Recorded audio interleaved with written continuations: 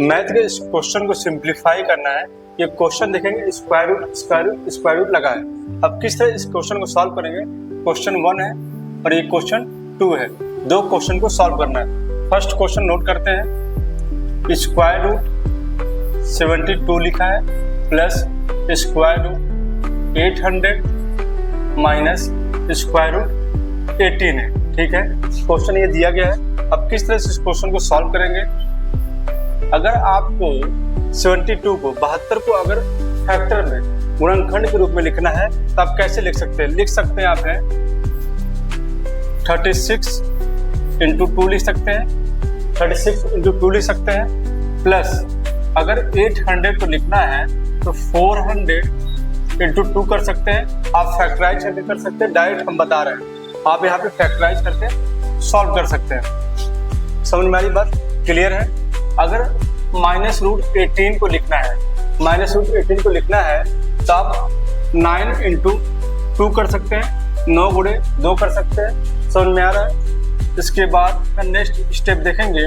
अगर square root 36 है, इसकी वैल्यू क्या हो जाएगी, 6 होगी। और स्क्वायर रूट 400 है, इसकी वैल्यू क्या हो जाएगी, 20 हो जाएगी। स्क्वायर रूट 400 की वैल्यू क्या हो जाएगी, 20 हो जाएगी।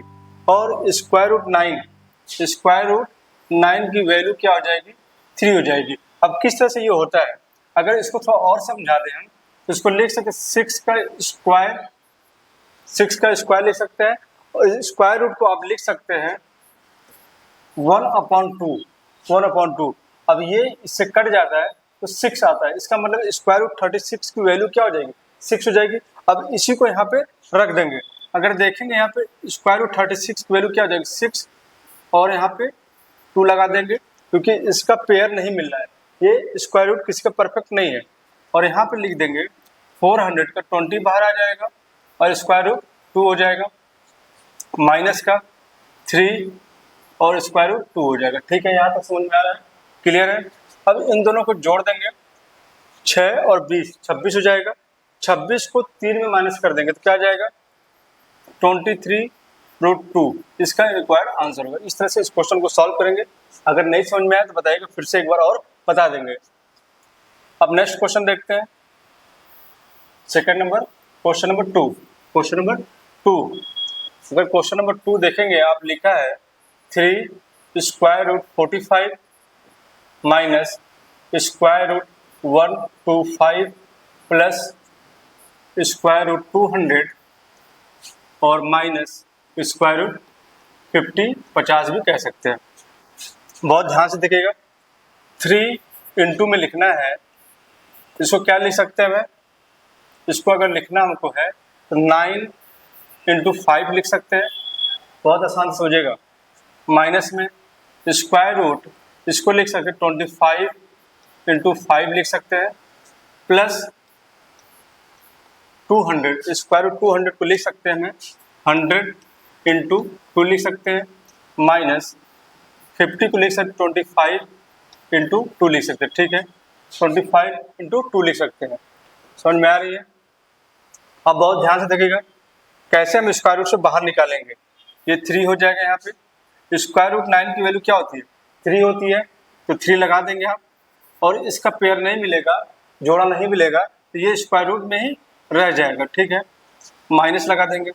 इसका जो होता है 5, स्क्वायर रूट 25 की वैल्यू जो होती है, उसका मान जो होता है वो क्या होता है, 5 होता है। और ये स्क्वायर रूट में रहेगा क्योंकि इसका पेयर नहीं है। प्लस इसका हो जाएगा 10, स्क्वायर रूट में 2 हो जाएगा, माइनस इसका 5 हो जाएगा और स्क्वायर रूट में 2 हो जाएगा। ठीक है, अब जो प्लस में है उसको ऐड कर लेंगे, जो माइनस में उसको ऐड कर लेंगे। तो इसके बाद क्या करेंगे, इसका मल्टीप्लाई करेंगे, 9√5 हो जाएगा और माइनस का 5√5 जैसे है उसको नोट कर देंगे, प्लस 10√2 हो जाएगा ये। इसके बाद माइनस 5√2 हो जाएगा। अब इसके बाद क्या करेंगे, इसके बाद देखें √5 है तो इसको इसके साथ माइनस करेंगे तो आ जाएगा 4√5 आ जाएगा। और जब इसको माइनस करेंगे 10 को 5 से, क्योंकि सेम रूट है तो सेम रूट को सेम रूट से ऐड भी करते हैं और सेम रूट को सेम रूट से माइनस भी करते हैं। तो यहाँ पे इसको माइनस जब करेंगे तो प्लस का 5√2 हो जाएगा। इस तरह से इस क्वेश्चन को सॉल्व करेंगे, इसका आंसर हो जाएगा 4√5 प्लस 5√2 हो जाएगा। इस तरह से इस क्वेश्चन को सॉल्व करेंगे। वीडियो अच्छी लगी हो तो चैनल को लाइक करें, सब्सक्राइब करें और कमेंट करें।